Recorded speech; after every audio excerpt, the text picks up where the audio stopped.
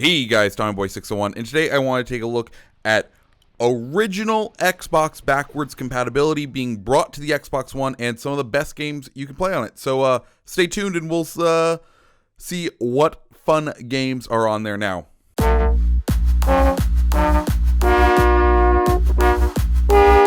So if you didn't know, Xbox is bringing original OG Xbox backwards compatibility to the Xbox One, and they set out their first wave of them, these 13 games, and there's a couple in here that are gems. Actually, most of them are gems. It just depends on the kind of person you are, and I'm going to let you know about my 3 favorites that are here that I definitely recommend and some other highlights there are. So first things first, if you have the original Xbox disc for these games, it's as simple as throwing it in. When I threw my Knights of the Old Republic disc in, it actually downloaded the game off of Xbox. I think it needs a special version of the game to actually play it.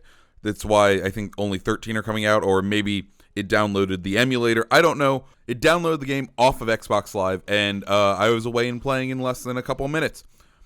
The games range anywhere from 2 to 4 gigabytes in size. Of course, remembering that a DVD, which is what these are, were 4.2 gigabytes, so that's as much memory as you could put on it.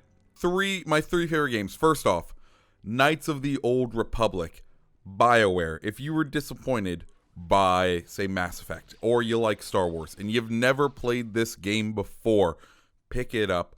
One thing to note, all of these games, if you don't have the original Xbox disc, are $10 digitally. You can purchase them off the store. Some of them you have to go through Xbox.com because I think they don't have the licensing to actually sell them on the Xbox One, or there's some weird rules that go along with selling these old games. But anyways, Knights of the Old Republic.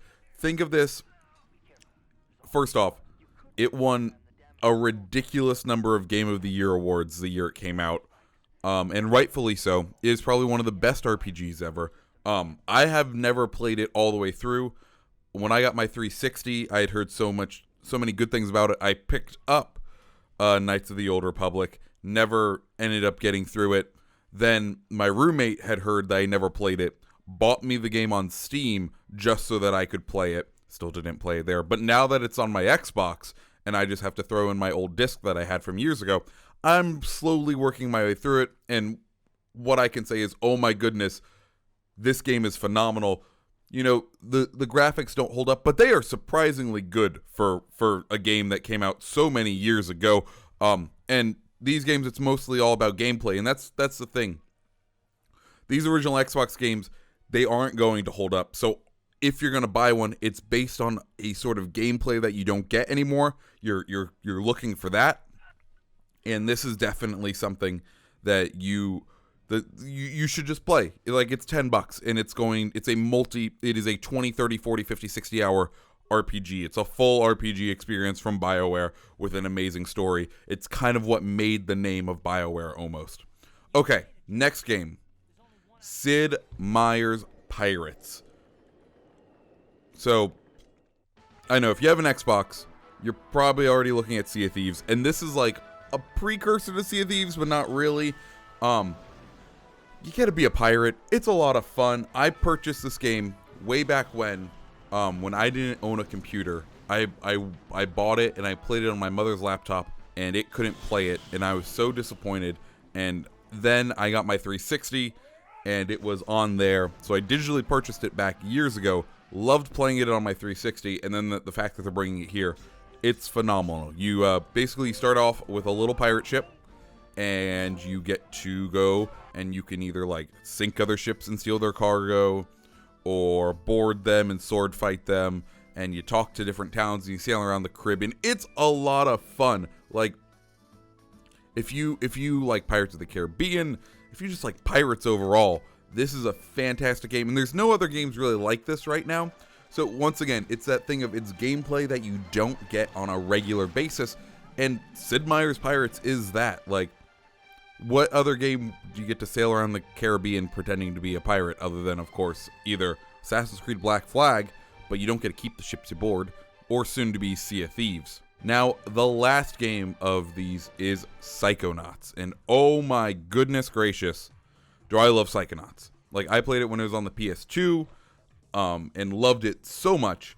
And the fact that, you know, they have Psychonauts 2 in development. Of course, it's going to be a PS4 exclusive, but Psychonauts is it's such a good game. It's a character platformer, a genre that is all but dead currently, and unfortunately. And it's just a fun game. There's still jokes in there that make me laugh. It's by Tim Schafer, it's by Double Fine.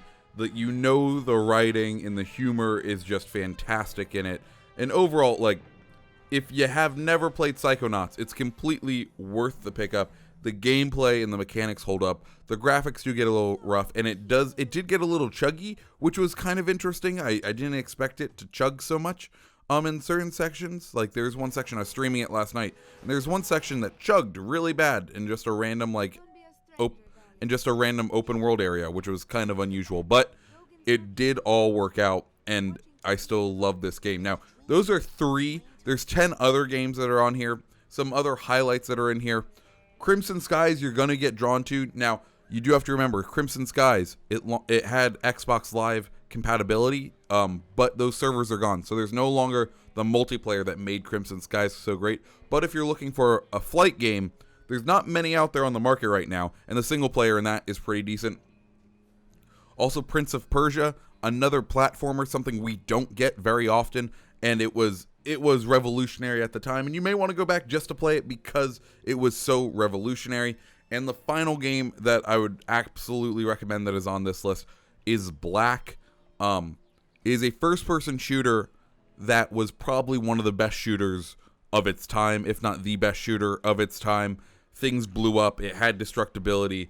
The sounds in it are incredible. It probably won't hold up. I haven't gone back and played it, but it probably will not hold up to modern day standards, but it's still really interesting, and you may want to pick it up just for that interestingness. And remember, it's only $10. Like, these games are quite cheap and completely worth it.